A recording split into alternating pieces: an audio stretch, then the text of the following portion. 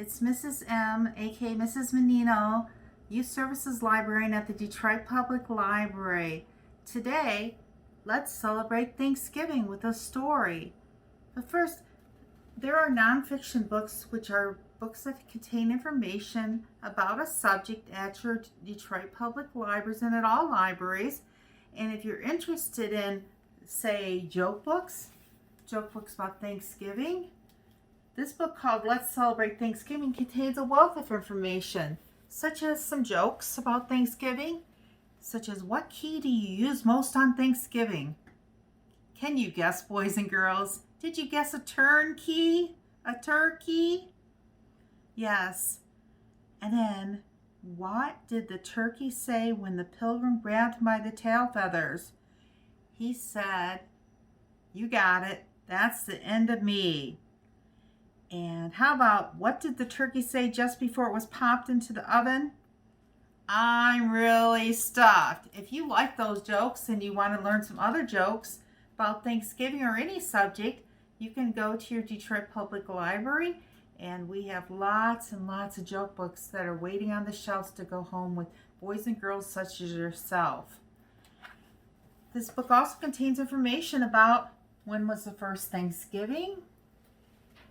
Well, it's telling us that the first Thanksgiving, the Pilgrims celebrated the first Thanksgiving in 1621 in Plymouth, Massachusetts. So when the Pilgrims held their first Thanksgiving, according to this book, 91 Indians joined them to give thanks. And how about some other information about Thanksgiving? How about the fact that Benjamin Franklin, if he had had his way, Benjamin Franklin, the turkey would be the first national bird instead of the eagle. And oh my goodness, Americans eat almost 45 million turkeys at Thanksgiving. There's a lot of information to be had about Thanksgiving. What did the pilgrims wear? Where did the pilgrims live? If you want to learn more about Thanksgiving, go to your Detroit Public Library. You can borrow a book on our Hoopla Overdrive digital sources, or you can go in person to the Detroit Public Library and get a book on Thanksgiving. But today I want to share with my very favorite Thanksgiving story. And that story is called "'Twas the Night Before Thanksgiving." And the story pictures of this book are by Dave Pilkey. "'Twas the night before Thanksgiving. 'Twas the day before Thanksgiving, and all through the trees the fall leaves were spinning aloft in the breeze. 8 children had boarded their school bus with grins in hopes that a field trip soon would begin. They sang as they rode through autumn terrains, while visions of drumsticks danced in their brains.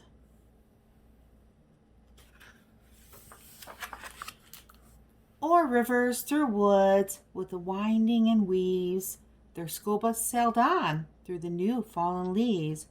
When out on the road there rose such a clatter, they threw down their windows to see what was the matter.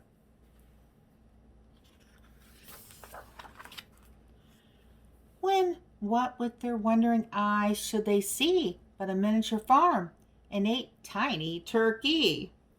And the little old man, so lively and rugged, they knew in a moment it was Farmer McNugget. He was dressed all in denim, from his head to his toe, with a pinch of polyester and a dash of Velcro. And then in a twinkling, they heard in the straw the prancing and pawing of each little claw. More rapid than chickens, his cockerels they came. He whistled and shouted and called them by name. Now Ollie, now Stanley, now Larry and Moe, on Wally, on Beaver, on Schnepp and Groucho. The turkeys were chunky with smiley beaked faces, and they greeted the children with downy embraces.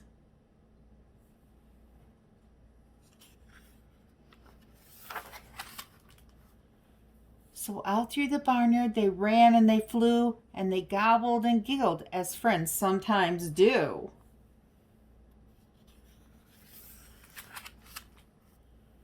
Then somebody spotted an axe by the door, and she asked Farmer Nugget what it was for. With a blink of his eye and a twist of his beard, the old farmer told a grim tale of dread. "Tonight," said McNugget, "these feathery beasts will be chopped up and roasted for Thanksgiving feast." The children stood still as tears filled their eyes. Then they clamored aloud in a chorus of cries. "Oh dear!" cried McNugget. "Now what shall I do?" So he dashed to the well, and the teacher went too. And they fetched some water fresh from the ground in hopes that a swig might calm everyone down. And when they returned to quiet the matter, the children were calmer and mysteriously fatter. The boys and girls drank up their drinks in the hay, then thanked old McNugget and waddled away.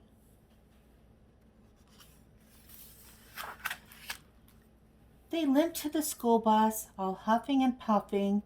It's not easy to walk with hot turkey stuffing.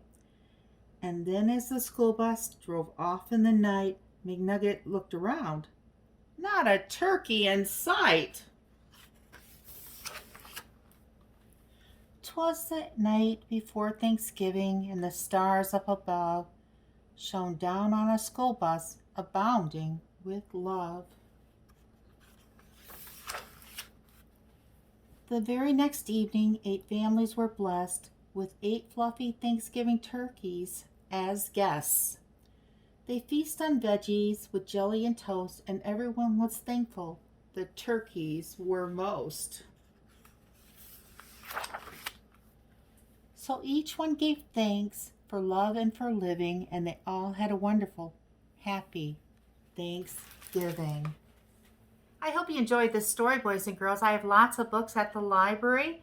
If you call us, we'll put some books on hold for you, and you can come by and pick them up.